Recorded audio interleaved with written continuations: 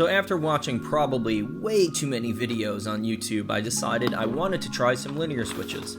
My Drop Space Race has the Holy Pandas, my Dear God Fusion has the Cherry MX Browns, and I didn't know if I wanted to take my Space Race apart and put some linears in there, so I went with an affordable board. I went with the Epomaker GK61XS, and it would just come with some linear switches in it.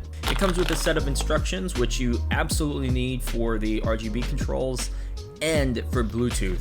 Bluetooth was a little complicated. I actually couldn't find many videos on how to set up Bluetooth correctly for this keyboard. I ended up finding it in a review, like a typed out review for the keyboard, so stick around to the end of the video to see how to do that. So first impressions right out of the box, this keyboard looks great. I love the color scheme. I was originally going to go with the darker color scheme, but there was something about this one that I really liked.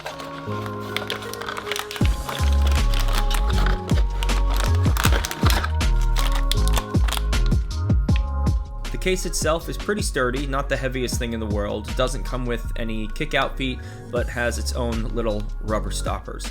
This wouldn't be a problem if it didn't come with the XDA keycaps. And what I mean by that is, since these keycaps are so flat across, it does take some extra stretching or some extra effort, a little bit, to type on the higher keys. So more of an angle would be helpful on this particular keyboard, for me personally. Think of it as a drummer who plays with their toms angled to a drummer that plays with their toms parallel with the snare drum.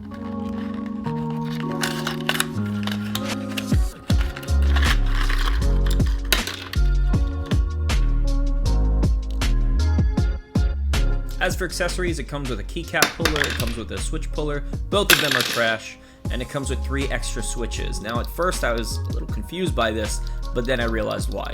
If you wanted to do split spacebar, you can easily do that by unscrewing the spacebar cutout in the plate and putting this one in, and then you would need the extra switches. Since I'm a Mac user, it's nice that it comes with the Mac modifiers.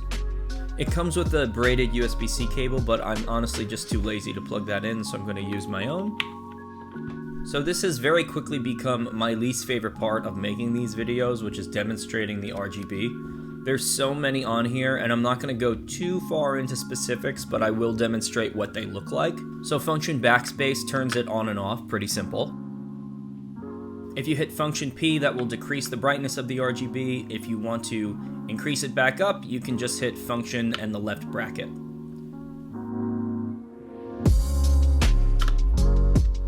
The right bracket cycles through the first 5 RGB modes, and you'll see a few of them here.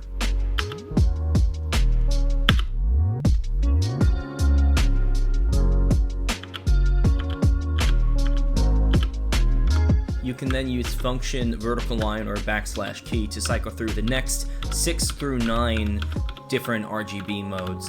1 through 5 can be modified. I don't modify the RGB. I haven't even gone through the software to do that, but there are a bunch of videos online if you'd like to see how that works. I just don't really do it.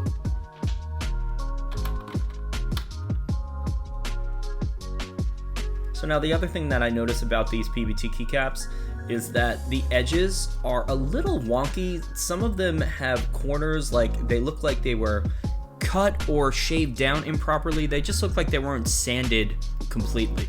The dye sublimated legends are also a little wonky in certain areas.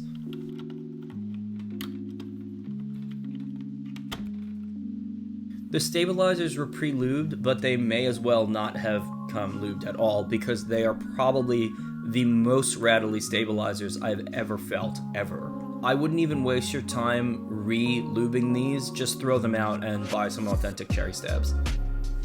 So here's a quick close-up of that removable plate piece where you can switch the spacebar to the double spacebar.